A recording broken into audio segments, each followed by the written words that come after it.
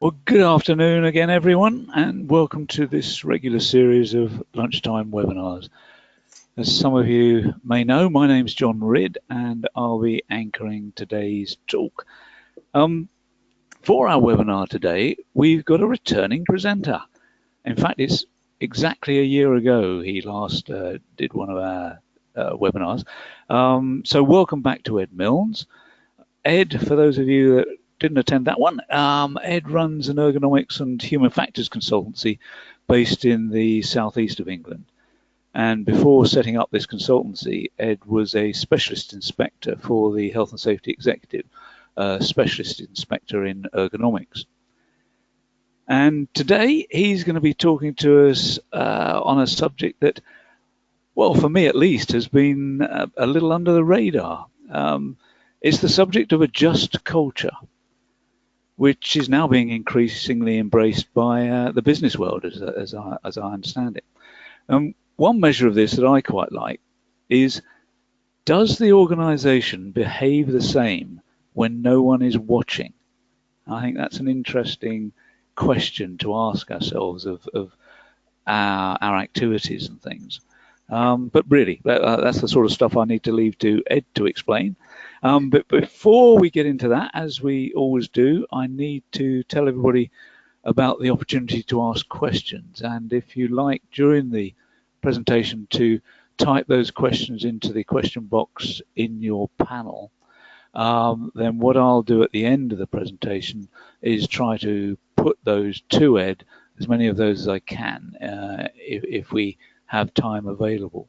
If we don't have time enough, then we'll get Ed to answer those online, and we'll provide them together with a recorded version of this presentation on the Posturite webinar page.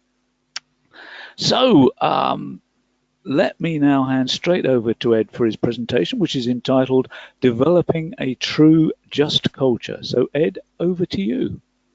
Hi, thanks, John. Thanks very much for the introductions. Hello, everyone. Thanks for joining the session.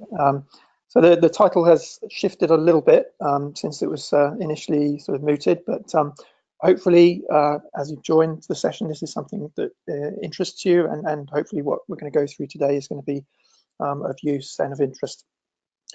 My own personal interest in the concept of a just culture began several years ago. I was asked to attend by my employer to attend a human factors working group for another regulatory body in the UK, and by far and away the key topic which was discussed and bounced around within that group was just culture. And at the time there was an initiative which was due to be launched in the sector. It was the civil aviation sector. And I was struck by, in all honesty, this concept of working towards fairness in an organisation with the goal of improving safety.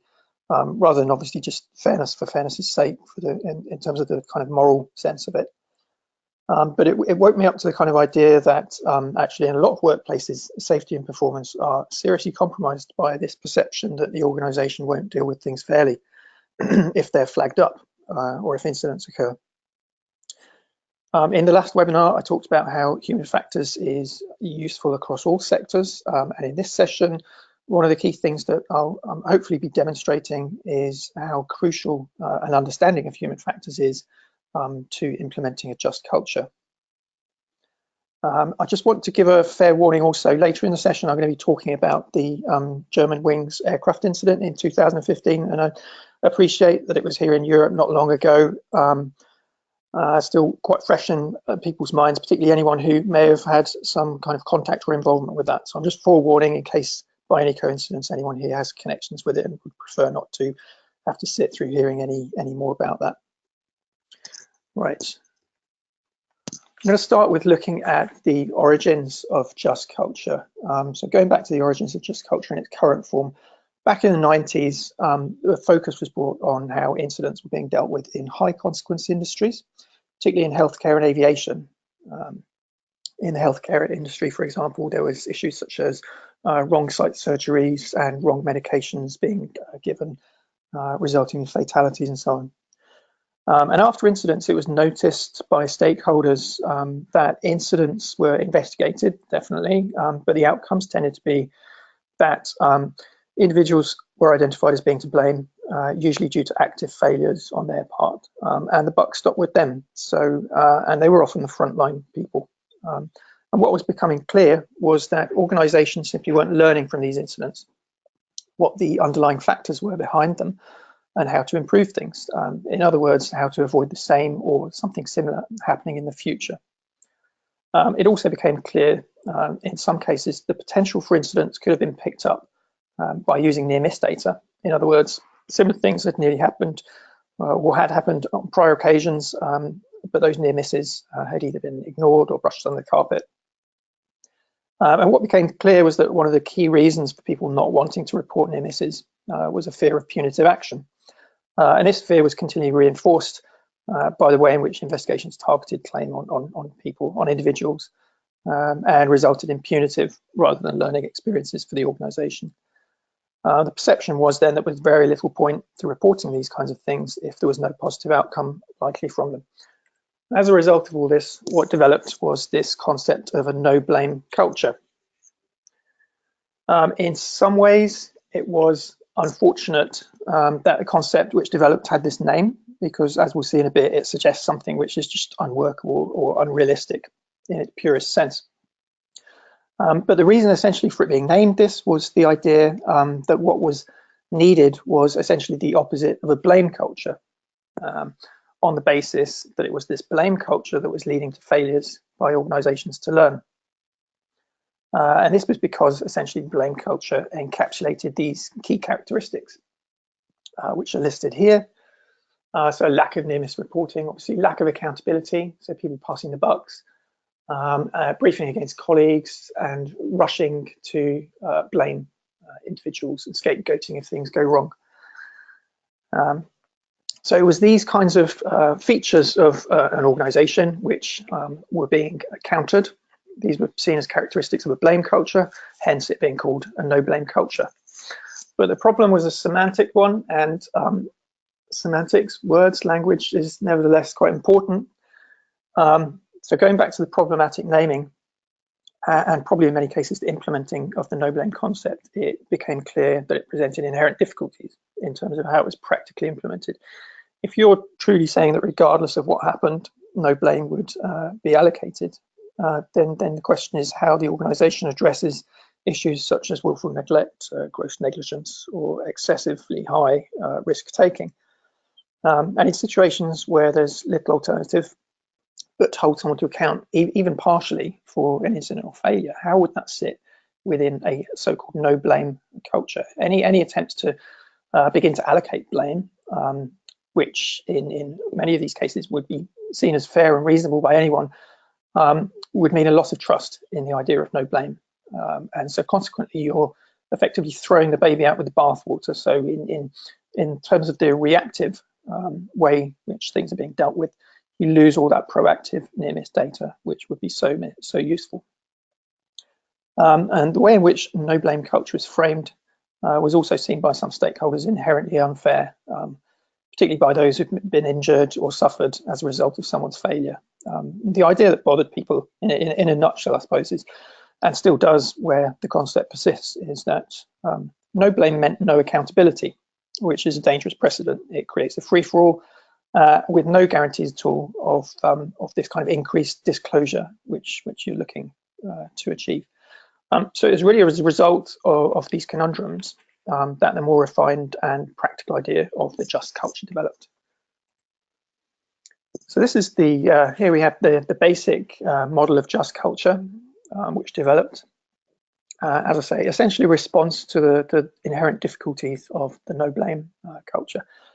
So the first thing which is made clear within a just culture is that there are different types of failure.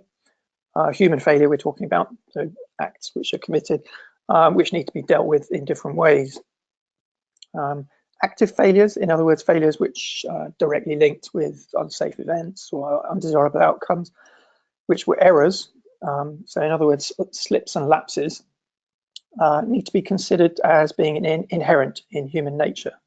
These kinds of errors occur despite the best intentions on the parts of individuals and organizations, and within a just culture, the idea or the principle is that when errors occur, it's important that they're noted by the organisation, they're understood, the reasons behind them are understood, people involved are consoled as necessary, obviously on the basis that it's rare that anyone goes to work, wanting to create problems or wanting to do things the wrong way or create incidents. In other words, people are reassured, and the idea was that what can be done to help people to avoid these errors in future would be done without any kind of punitive angle. For example, it might be some form of interlocking of activities or procedures, or adjustments to conditions, etc. Really depends on what the identified issues were. And then in a similar way, when mistakes occurred, in other words, knowledge-based failures, the just culture understands the mechanism of that mistake in terms of individuals attempting to do the right thing with either the wrong or inadequate knowledge. And in a just culture, the organization understands that it plays a major role in the levels of knowledge of its staff.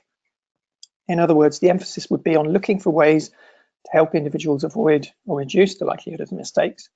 And in effect, the organization will be bearing accountability in large part for these negative events or outcomes. And then we come on to the failures, which are in effect gross negligence, willful disobedience, and so on. And the basic model of just culture is that in these situations, individuals will still be held to account realistically in a very similar way to the kind of call it the old-fashioned sort of blame culture, which is still a problem, which as we'll just go into. So the first problem with this is that you are still left with a situation when the blame stick comes out effectively to beat people with, and the risk is that learning opportunities are still overlooked, they're missed or overlooked. There's then the issue of where you draw the line. So what constitutes gross negligence and willful violations in particular, and who actually decides that? And that's a case of the devil being in the detail. And then possibly most importantly, you've got the question of violations with positive intent. So that is people breaking the rules with the clear intention of getting the job done, without injuring themselves or anyone else, or without compromising productivity, quality, and so on, depending on which angle you're taking with the just culture. And the question is, where do those sit? Because at the minute, in this model here, there's not really room for them. So as you can see, the basic model doesn't really do much to help us with understanding how to deal with these. What we're going to do now is just look at the EU definition of a just culture, just to shine a spotlight on this issue, and try and pare down how these kinds of violations might be dealt with. So this is from the EU regulation relating to air traffic control, but it's still useful in that it's nevertheless quite a generic set of phrasing. What this says is that a just culture is one in which frontline operators and other persons are not punished for actions, omissions, or decisions taken by them that are commensurate, so in line with their experience and training, but in which gross negligence, willful violations, and destructive acts are not tolerated. And of course, the key aim of all this is that safety and performance are improved as a result of encouraging near miss and early reporting, which helps preventative actions. So this seems pretty fair, but as you can probably see now, because I've flagged this up to you, it steps around to some extent this issue of violations with positive intent. So I just want to pick up on two words in this definition. Here we've got them highlighted. So we've got experience and willful violations, which, okay, that's actually two words in itself, but we're going to look at those in a little bit more detail, just to, again, use this, stick with this definition and try and work out what we do in terms of treating these violations with positive intent. So here we've got a list of your standard, in effect, your standard set of violations, basically from your generic error modeling system, which Rasmussen put forward. And some of these are obviously more common than others. We'll all be familiar with the idea of routine and situational violations. That's effectively where people cut corners to get the job done.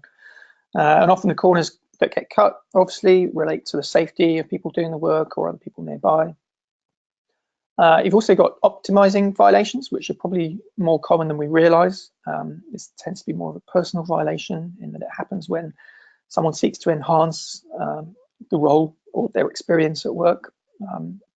One of the most common ones is, in effect, to counter boredom if they, for example, are working in a particularly repetitive job.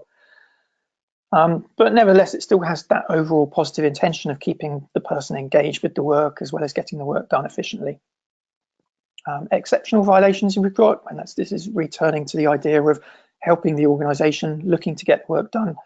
And these are things which are done in the knowledge that the risks are significantly increased, but the planned outcome is seen as being more important than that level of risk. And then we've got sabotage, which I will come on to in a little while. Thankfully, extremely rare, but for a minute, I'll just park this as one in which individuals very much come back under the spotlight, and rightly so, in terms of allocating responsibility and accountability. But sticking with the first four, it's useful to compare these with the definitions of what's tolerable based on the EU definition. So firstly, the definition accepts that actions based on experience will not undergo punitive consequences. And I think certainly the case that in many cases, violations occur as a result of people's experience informing that decision taking to risk a violation. So a very simple example would be the case of someone violating procedure because they've seen someone more experienced do it without negative outcomes. And clearly when that kind of thing's happening, there is a systematic organizational failure which underlies that person's actions. Previous violations are not being picked up. So the use of the word experience doesn't, in my view, preclude these kinds of violations from being treated without a punitive effect, a punitive approach being taken. So effectively what I'm saying there is, in terms of experience, it lumps these violations with positive intent in with mistakes and errors in terms of how they should be treated. So the next word we're interested in is willful. So does the use of this scoop these kinds of violations back into the area where punitive action is still potentially seen as appropriate? The first thing to say is that willful is essentially, in effect, it's a prejudice term. It's already loaded with intention. Whereas in reality, as I've said previously, it's very, very rare that anyone would go to work wanting to do harm. Willful is defined as a deliberate or intentional act that is bad or harmful, or doing as one wants regardless of the consequences. So in fact, most violations should probably not be thought of as willful based on these definitions. The intention is to get on with the job, not to come to injury or to cause harm to anyone else. So in effect, this kind of slightly forensic look at the semantics of the definition leads to is the conclusion that these kinds of violations that occur with positive intentions should not sit within the same area as gross negligence and willful failure or law breaking and so on. Importance being that it's important to distinguish particularly between intention or intended and willful actions. Problem that we see though is that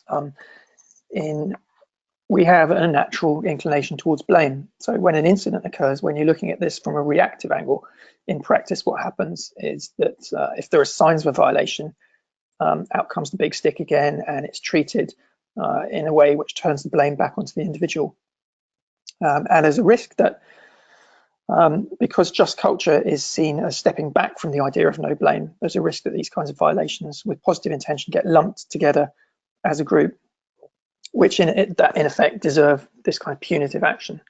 And from a human factors point of view, that's a real problem because it goes against the kind of fundamental principle that the idea that our actions are in large part formed by underlying factors. One of, if not the key reasons for this, comes down to a lack of understanding of human factors in terms of violations and being influenced by underlying factors. So what we've got here is the same model, and now we've included these violations with positive intent. And what we're seeing is that when human factors is poorly implemented, you've got an increased likelihood that these violations with positive intent will sit within this same bracket as gross negligence and so on.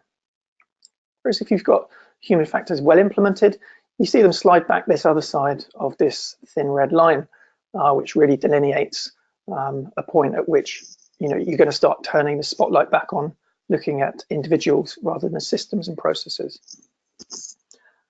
So really the effects of a lack of understanding of human factors on the quality of a just culture can't be understated. Without everyone in the system understanding the differences between types of failure, risk of violations with positive intent they risk being miscategorized and treated punitively, as this representation hopefully shows. So human factors really underpins the idea that people's actions are shaped by a range of factors. I'm aware I probably used this slide in the last webinar. It's one of my more useful ones, I think, if it looks familiar. But an organization with a mature culture, with a mature just culture, will understand that at all levels, that violations with positive intentions are not the result of decisions that operators take in isolation. A mature just culture, rather than just blaming the individual for these violations, will look to identify as many of these kinds of underlying or background reasons for that operator's decision and actions as it can, these performance shaping factors. So this is a big list, although even this isn't exhaustive. And at first glance, it may seem that many of these are outside the scope or field of view of the organizations. But actually, when we step back and really think about it, the majority of these are issues which are actually well within the gift of organizations in many cases to know about and to do something about on a proactive basis. So if reactively these are identified as potential underlying factors, then necessarily the organization needs to bear responsibility of having failed to identify and deal with those proactively. So sticking with this kind of theme of how these violations with positive intent are treated, another layer of thinking on the just culture model is useful to look at how these are treated preemptively versus reactively after an incident, in other words, because it reveals the level of maturity and quality of the just culture in an organization. As I say, if you have a mature just culture, then your reactive and proactive reactions essentially to violations with positive intent ought to be similar. It's only fair, simply because a violation has led to something going wrong.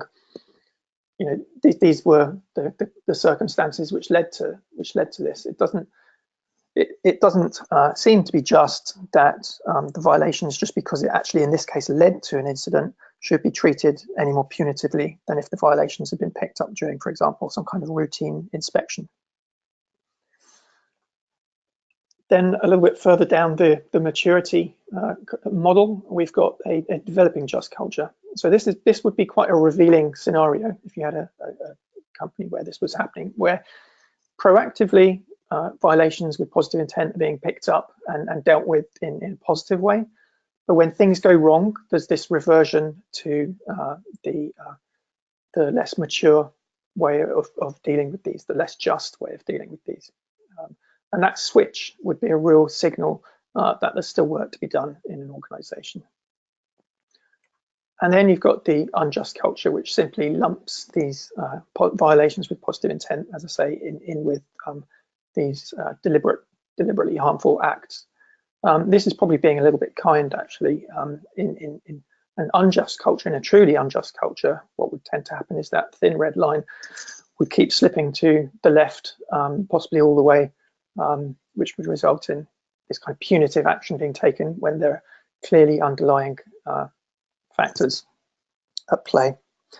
So that line does waver. Another one which wavers is the point at which violations with positive intent are nevertheless dealt with as, for example, gross negligence. And this is a point where the devil's in the detail again, in terms of deciding at what point, at what level of risk, for example, those issues or those violations are dealt with more punitively, rather than simply looking at the underlying factors and trying to help the people who are doing the work. And interestingly, some studies which you can find through one of the links which I'll put up later, There's evidence of cultural differences. For example, in North America, typically there's a more punitive approach taken. For example, more experienced staff across the board tend to be more lenient in terms of where they position that line, in effect, in dealing with violations of positive intent. So these are not fixed issues. These are issues which the sands can shift in. So here we've got really just a summary of the point that for a just culture to operate effectively, it requires a human factors understanding at all levels of the organization. I guess the key point here really is that if you have, for example, a line manager who deals with something in a punitive way rather than a learning way, when it sits to the left of that thin red line, so it should be dealt with in a fair manner. If that happens, then what occurs really is going to be a loss of trust in the whole just culture, and then the whole thing falls over. Tongues wag, in the canteen, and you're back to square one with things being covered up, concealed, instead of being dealt with proactively. So really, this is saying that everyone in the organization needs to understand the principles of human factors, and that way the just culture is less vulnerable to failure. The other thing that can lose trust, cause people to lose trust in the just culture, is a lack of action on reported issues. If people are reporting things proactively and nothing's being done about that, people will start asking, what's actually being done with that information. In the worst case, people would be seeing that as information is being stored, in some way as being a kind of stick to hit them with at a later date. In the best case, it simply shows a lack of kind of initiative and lack of commitment by the organization. Okay, I said nearer the start that I'd come back to talking about deliberately harmful acts. So things like sabotage, gross negligence, willful negligence, gross misconduct, and so on. I said I'd come back to these because even in these cases, whilst I'm sure most or all of us would agree that organizations are justified in turning the spotlight on individuals, there's still valuable lessons to be learned rather than hanging someone out to dry, breathing a sigh of relief and getting back to business as usual. So here we've got on the left just examples of the kinds of things that we expect to typically underlie this kind of act. So now I'm going to just talk about the Germanwings incident. So this is a clear example of effectively of sabotage. So if you'll recall, this was an incident where a pilot who had mental health issues flew a passenger aircraft into a mountain with horrendous consequences, 160 individuals dead. But this came about essentially because of, as I say, the mental health issues. The pilot had been declared unfit to work by medics, but the system meant that he was able to hide this from his employer with catastrophic consequences. The question is, when you have a system where there's a reliance on someone to flag up when they're unable to work, the system, and at the same time, the system doesn't provide compensation for loss of earnings if they're on a waiver, which in this case the pilot was. They had a waiver on the medical certificate, which meant that he was unable to get insurance for loss of earnings if he was to be unable to work. Then surely, within an organization, that raises the foreseeability of non-disclosure of information. And this is something which is an ongoing issue. For example, there's a significant percentage of pilots who hide the fact that they're taking SSRI antidepressants and so on. And the system's unable, in its basic sense, to pick this up. But what was positive in this case was that this occurred in the aviation industry, where the concept of just culture is at a far more mature stage than it is elsewhere, except potentially in certain areas of the health system. So the investigation didn't stop at just blaming the individual, which would have been very straightforward to do, or even the medics who didn't pass this information on, even though they weren't able to because they had their legal duty to protect that information. And they looked for ways to stop this happening again. And here are just a few of the recommendations. Essentially, one of the key ones was to develop peer support safe zones for support on mental health issues. So rather than pilots going to reporting to up the line, that they would be able to discuss these issues and the impacts of these potentially with colleagues in a safe area and get advice and support on those, whether they were still in work or whether they were away from work. One of the main things which came out of it was this need to clarify the issue of medical confidentiality and the need of medical professionals to report to authorities if they foresaw an imminent danger and a threat to public safety. And there just didn't exist prior to that the same trigger and the same understanding of the need to do this. And interestingly, within this, within the investigation report, the final report, just culture is actually noted specifically as a requirement for an effective peer support system. So the actions which would be taken as a result of the investigation and the recommendations, essentially that's saying, the report's saying that a just culture is really essential to making those work. So I'm just going to put a slide up with a few headlines that followed this incident, just to draw a contrast between what was going on in the industry and what was going on in the outside world. So one of the challenges that companies and organizations face is that they operate in an environment which is blame happy. So of course, anger and outrage is a justifiable reaction. Sticking with this example, it's estimated 1 in 10 people at some time suffer from depressive episodes, but we don't all fly aircraft into mountains or take equivalent actions. But nevertheless, this is an example of how when things go wrong in a system, the human instinct is to attach blame to individuals. So other than, of course, this, when you read into the articles, in fact, other than the headlines, when you read into these articles, actually in this instance, it quickly became fairly clear that there was a systemic weakness. But headlines matter, they set the tone and they're people's first impressions.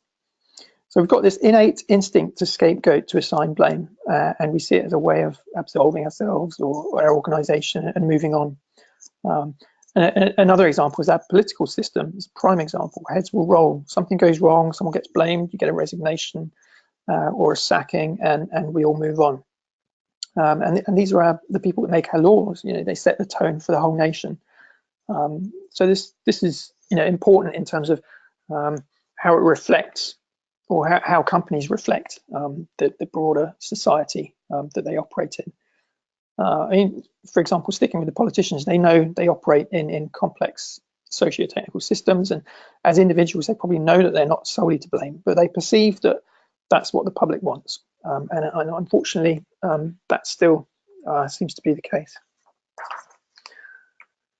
So I'm just going to talk a little bit about words again. Words are important, and we've got, obviously, when we're looking at culture and just culture, there's loaded and there's also unloaded or neutral words. Blame is a very strong word, and there's the question of, there's a sort of element of indivisibility to it. It might just be myself, but as soon as the word blame starts being used, it somehow becomes indivisible. Is it possible for a worker to be to blame whilst senior management are also to blame for the same thing at the same time? It just feels clunky. It feels like it's not the right concept. So blame is loaded with this kind of punitive outcome. You only look to blame someone if you're essentially making a statement that there will be punitive consequences, or there should be for that individual. And culpability, the same. It's essentially just a synonym of blame, and a slightly fancier term, but it doesn't really take the sting out. Willful, as we've heard, it can in fact be a useful term, but there's a risk once again that it acts as a buck stopper. It stops the buck with people.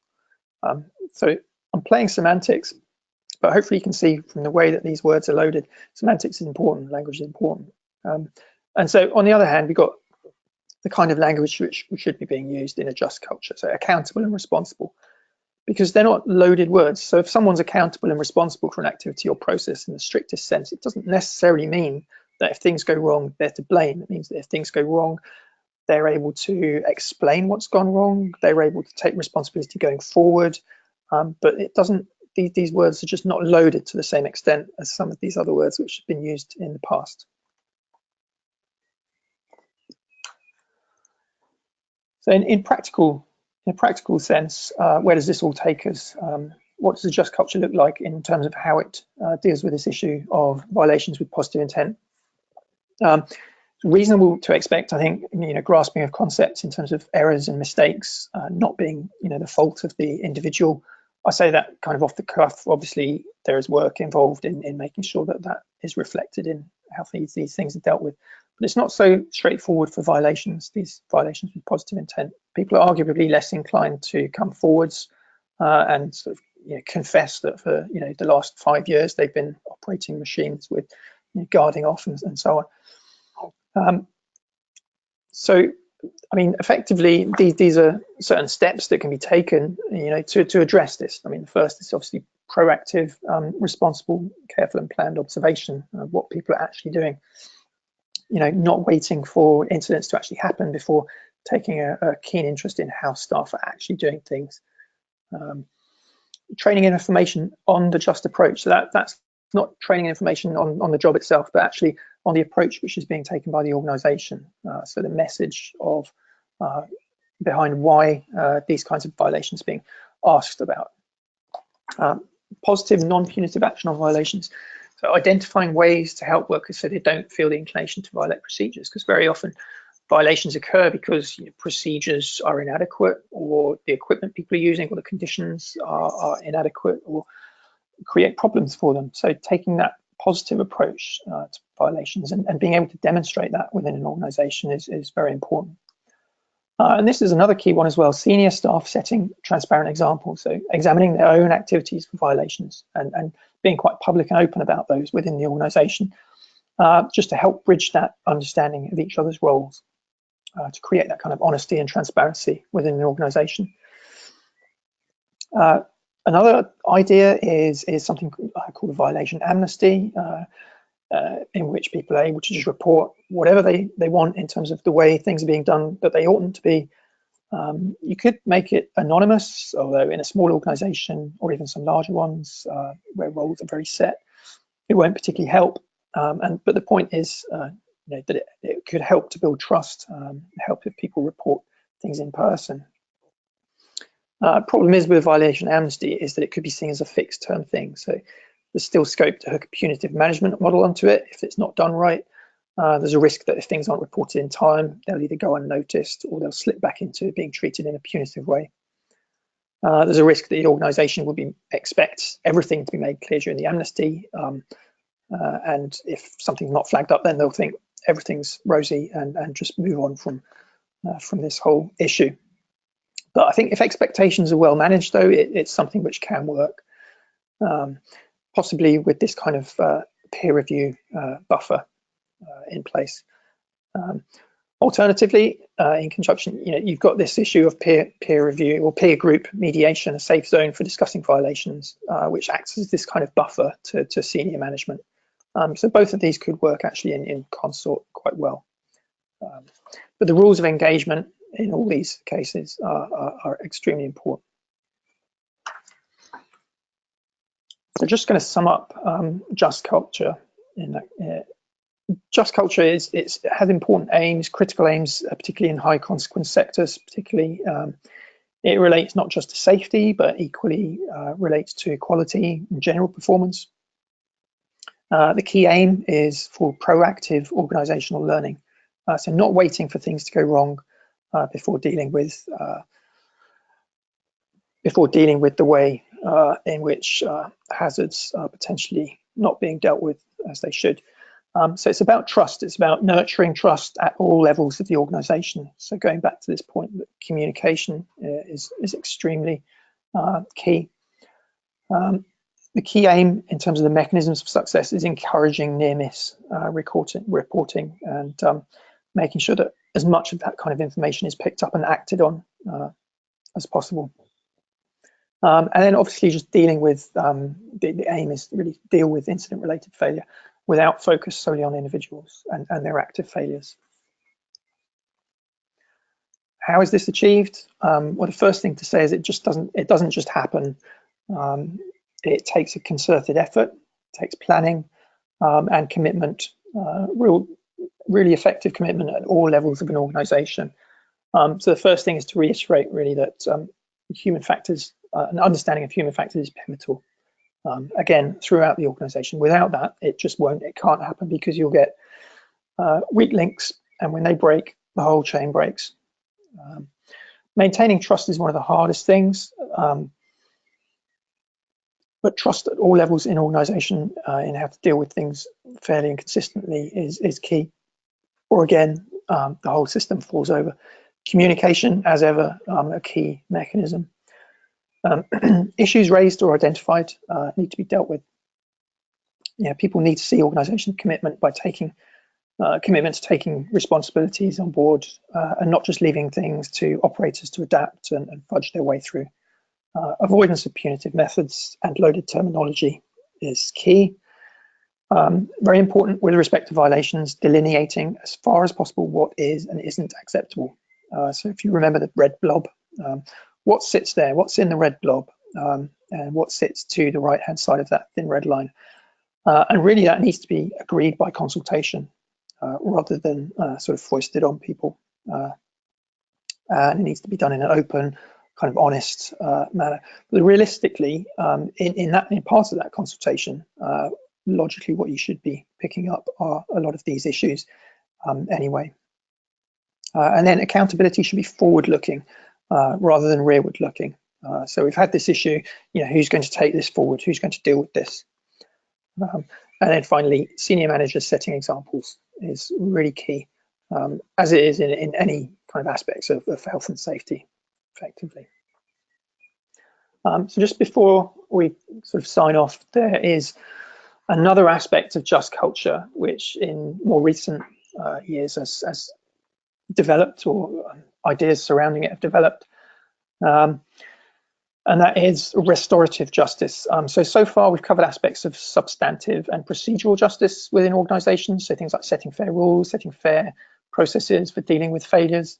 But more recently, as another way of dealing with this tendency to slip things beyond this thin red line and start using the blame stick, the concept of restorative justice is proposed. And the idea is that rather than looking at who's to blame, first questions which are asked are, who's been hurt by this incident, who needs help as a result of it, who has obligations within the incident or to help these people who are involved, and that's all the stakeholders, not just the victim, if you like, but also the perpetrators. Obviously, still looking at causes, making sure all the stakeholders that are involved are taken into account, and making sure that there's a process for addressing this, so applying this restorative justice. And the aim really of a restorative just culture is to try and restore the status of those who've been involved in incidents. For example, if an incident has happened because of a violation, rather than these people being pilloried, for them to actually be able to restore their status and get back into the role that they were, having learned from it. It also aims to create scope for reparations between injured parties or the company and those who are accountable. Enables a demonstration of commitment to change and learn, so by individuals who are involved. And to achieve all this, the culture effectively needs a system for peaceful mediation and engagement, which this is really, I think, fairly alien kind of concepts in probably the majority of organizations. So it's not as simple as me just saying, oh, these things ought to happen. It's often, I think, going to be quite hard for organizations to start trying to put some of these principles into play. But nevertheless, it's the way the concept of just culture is going, and I think in the long run, it's an important and approach and makes sense. So that's really me finished. If hopefully you found that interesting. Here are some places to go for more information. So Eurocontrol and Civil Aviation Authority in particular have done a lot of work on just culture. As I say, it tends to have been the health sector and health services sector and aviation who have done the majority of this work so far and who have that maturity in terms of their just culture models. So as I say, have a look at these. Interestingly, you may be interested in the HM government one, so the link at the bottom. And this kind of will take you back to this idea that in its basic sense, this just culture potentially can be seen as kind of sidestepping around this issue of violations with positive intent, which that link very much does, but it's still interesting and it's still worth having a look at. So I think hopefully you found that interesting. That's me. And if you've got any questions, I'm happy to take those. Okay, thank you very much for that. There's a heck of a lot of information, and I found it fascinating. It certainly educated me as to what we're talking about. I mean, there's so many basic standard human factors issues which are all brought together under this. But as we frankly haven't got a lot of time, I'm going to certainly ask people to put their questions in, and we'll get Ed to deal with them offline. Sorry, did I overrun? Did I overrun?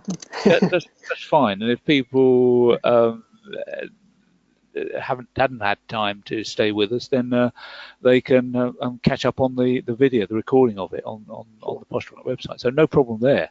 But just one thing that struck me: if you're implementing this in a company, your just culture, does it have insurance implications for the business in the sense that, in a way, rather than pointing the blame, which I'm completely in agreement with this approach, but if in the past we pointed the blame at an individual for a particular mistake, if now with a just culture operating, if now the company is accepting that their systems are at fault, do you see there being an insurance implication here that might slow down any proper implementation of this? Yeah, so it's an interesting point. Yeah, how the just culture, within an organization kind of interfaces with the kind of legal and justice aspects, the broader society as well. I think a kind of mature insurer who appreciates human factors would see, I think, the value of kind of taking this approach. But yeah, absolutely. I think decisions taken within that kind of framework of, there's been an incident and the insurers advising companies on the actions or the lines to take and so on, there is a risk. Yeah, I think that potentially it would be seen as a weakness, effectively, particularly if things are going to, a criminal prosecution and so on. And that very often is the case. I think even now is that organisations effectively deflect their responsibility, by kind of pointing the finger at individuals. But in terms of the insurance point of view, I think that's very interesting. I think it's hard to tell, really. It's hard to tell. I imagine they would have some thoughts on that. Yeah, but. No, it'll be one that comes out in the wash, no doubt. But I think probably we'll shut things down now. Thanks, Ed, and if I can thank you for doing that presentation, which, as I say, I found fascinating. But if you've got questions, please send them in, and we'll answer those offline. But thank you for the audience, for those of you who attended. Thank you for taking the time to join us, and hope you'll join us again next month. So have a great afternoon and weekend, and I'll say cheerio. Thank you, John. Thank you.